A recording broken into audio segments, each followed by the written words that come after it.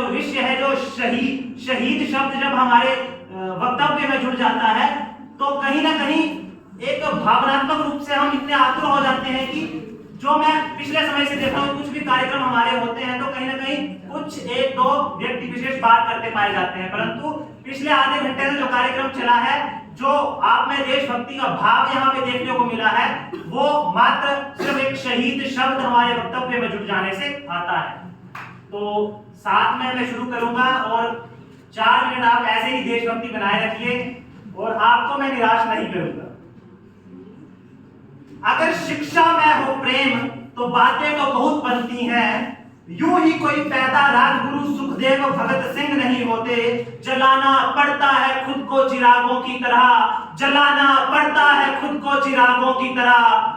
महज मुट्ठियां बांधने से इनकलाब नहीं होता, इनकलाब नहीं होता।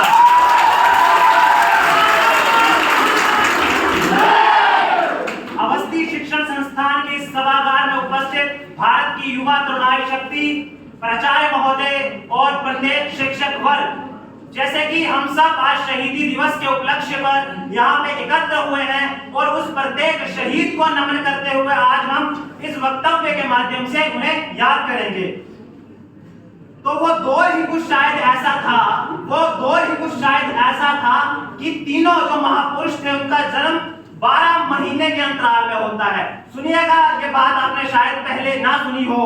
तो सबसे पहले मई 1907 में सुखदेव जी लुधियाना पंजाब प्रांत में पैदा होते हैं। तत्पश्चात सितंबर 1907 को हमारे भगत सिंह जी, जो वर्तमान पाकिस्तान लाहौर में है, वहां पैदा होते हैं। उनका जो बीच का अंतराल रहता है वो 3 से 4 महीने का रहता है। तत्पश्चात 8 महीने के पश्चात अगस्त 1908 में जो अपने शिवाजी महाराज की बलिदान भूमि है महाराष्ट्र में, हमारे तीसरे क्रांतिकारी राजगुरु का जन्म होता है। तो इनका जो एक अंतराल रहता है वो 12 महीने से लेकर मई से लेकर अगस्त तक 12 महीने के अंतराल में उनका जन्म होता है। शायद भगवान द्वारा ही कुछ विशेष देन थी कि एक हम उम्र लड़के इस देश की स्वतंत्रता के लक्ष्य को लिए अपना जीवन समर्पित करते हैं। जन्म से ही बंदूकों की खेती करने से लेकर जलियांवाला बाग हत्याकांड में 12 वर्ष का वो भक्त, उम्र पे गौर कीजिएगा, 12 वर्ष का वो लड़का, जहां वो अपने स्कूल से छुट्टी होने के पश्चात घर वालों को बिना बताए उस जलियांवाला बाग हत्याकांड में अपना परोक्ष रूप से वहां पे पहुंचता है और वहां जनरल डायर द्वारा जो बर्बरता की गई है उसका प्रत्यक्ष साक्षी बनता है, उसे अनुभूत करता है और बिना डरे वो 12 वर्ष का लड़का वहां पे जाता है और जीवित लोगों की पहचान करने की कोशिश करता है और वहां की लाल मिट्टी, खून से लथपथ लाल मिट्टी को उठा के घर पे लाता है। मैं बताऊंगा कि उसके घर का माहौल, जहां उसके चाचा, जहां उसके पिता का पूर्ण सहयोग था, उसका जो बचपन था वो खेल में नहीं, उसका जो बचपन था वो अंग्रेजी हुकूमत की हिंसा और क्रांतिकारी विचारों में पला था। वो 12 वर्ष का लड़का भगत सिंह था। ये तीनों हम पर युवा साथी, जिनके सामने अगर मैं अपनी बात करूं तो 23 वर्ष में हम ऐसे बहुत से 23 वर्ष की उम्र पूरी कर चुके हैं। ये 23 से 24 साल के लड़के जिनके सामने अपना पूरा भविष्य पड़ा था, अपने पूरे 50 से 60 वर्ष पड़े थे, परंतु वो अपने भविष्य को ठुकराकर मात्र देश भूमि के लिए, देश प्रेम के लिए अपना बलिदान देश की स्वतंत्रता के लिए देते हैं। उनका आप किस प्रकार से वो अपना जीवन समर्पित करते हैं, सुनिएगा जरा। कि लाला लाजपत राय की हत्या से लेकर, चाहे वो पुलिस को वो स्वयं सौंपते हैं, वहां से लेकर चाहे जेलों में वो एक अभियान चलाते हैं। 1857 की क्रांति का विफलता का एक कारण यूनिटी रही थी कि सही समय पे सही जगह पे एकता के रूप में वहां से आंदोलन नहीं प्रबलित हो सका। तो भगत सिंह जी जब अपने स्वयं को एक पुलिस अधिकारी के समक्ष सरेंडर करवाते हैं तो उसके पश्चात वो जेलों में जाके एक ऐसा अभियान चला देते हैं, जेल के माध्यम से चारदीवारी के अंदर वो तीनों वीर पूरे देश को एक कर देते हैं, पूरे युवाओं में एकता और अखंडता और बलिदान से परिपूर्ण कर देते हैं। तो पंक्तियों पर गौर कीजिएगा। भेजा जेल भगत सिंह को, उल्टी गोरों की चाल हुई और पहली बार 116 दिन की भूख हड़ताल हुई। वो डटा रहा कि जिसने सपने इनकलाब के देखे थे, वो डटा रहा कि जिसने सपने इनकलाब के देखे थे, उस मूछ किताब के आगे घुटने अंग्रेजों ने टेके थे। वो दोषी सिद्ध होते रहे, वो दोषी सिद्ध होते रहे, और मौत का पंजा कसता था, और जज को देखकर भगत सिंह दीवानों जैसा हंसता था, दीवानों जैसा।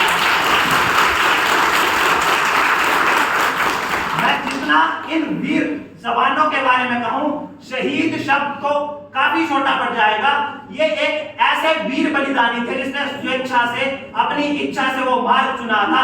शायद भगवान ही की कोई देन थी कि उनका लक्ष्य उसी हिसाब से निर्धारित किया गया था। और अगर मैं इतिहास की बात करूं तो इतिहास में पहली बार ऐसा हुआ था कि 116 दिन की भूख हड़ताल हुई थी। भगत सिंह के एक साथी ने दम तोड़ा, उसके पश्चात अंग्रेजी सरकार को झुकना पड़ा। अगर आपने भगत सिंह की बहुत सी पिक्चरों में देखा होगा किस प्रकार से उनको प्रताड़ित किया जाता है।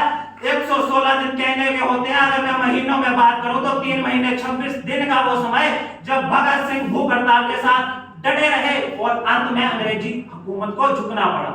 तत्पश्चात उनका जो सजा का दिन निर्धारित किया जाता है 24 मार्च 1931, जैसा कि आप सब जानते हैं।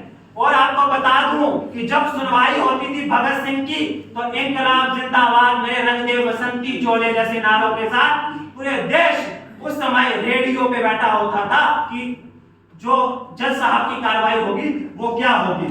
परंतु जब मौत का फरमान अंग्रेजी हुकूमत द्वारा सुनाया गया, तो आपको बता दूं कि अंग्रेजों के पिछलग्गू वकील और जज मात्र उस अदालत में उपस्थित थे। जब इन तीनों वीरों को उनका मौत का निर्णय उनकी जेल में सुनाया गया, तो इनके माथे पर शिकन नहीं, इनके माथे पर वो खुशी थी। शायद भगवान द्वारा दिया गया इनका काम वो पूर्ण होने वाला था, वो अपने लक्ष्य को प्राप्त करने वाले थे। पर माँ तो आखिरकार माँ होती है। जब अंतिम मिलन के लिए भगत सिंह की माँ भगत सिंह के मिलने जाती है, तो भगत सिंह हंसकर बोलते हैं, माँ तू रोना मत, तू भगत सिंह की माँ है। एक भगत सिंह जा रहा है, इस भारत भूमि से लाखों भगत सिंह पैदा होंगे और तुम्हें उनका आदर्श बनना है, तुम्हें उनकी प्रेरणा बनना है। रोकर उन किसी भी भगत सिंह को तुमने कमजोर नहीं करना है।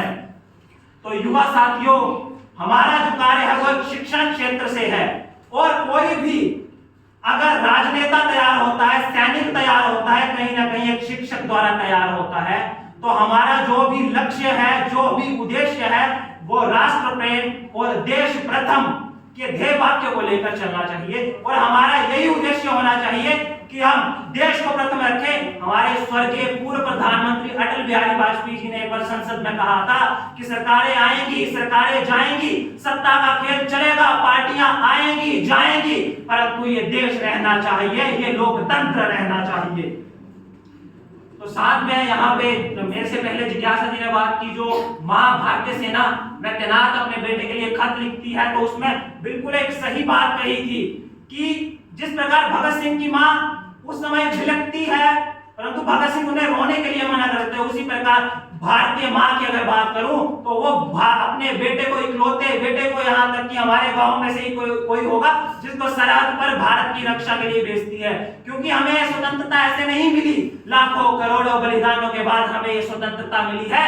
उसकी रक्षा के लिए माँ अपने बेटे को भेजती है और खत लिखती है। अम्मा ने खत लिखा बड़े चाव से, पुत्र मेरे ना भूल जाना, 1 इंच पीछे मत हटना, चाहे इंच इंच कट जाना, चाहे इंच इंच कट जाना। अंतिम 2 पंक्तियों से मैं अंत करना चाहूंगा। ये जो पंक्तियां हैं वो आपके लिए, युवाओं के लिए प्रेरित है। तुम युवा हो, काल भी काल से लगते रहो, देश का सौभाग्य अपने खून से लिखते हो। ज्वाल का भूचाल का साकार परिभाषा तुम ही हो, ज्वाल की भूचाल की साकार परिभाषा तुम ही हो, देश की समृद्धि की सबसे बड़ी आशा तुम ही हो। ठान लोगे तुम अगर युग को नई तस्वीर दोगे, गर्जना जय शत्रु के तुम कलेजे चीर दोगे, तुम कलेजे चीर दोगे।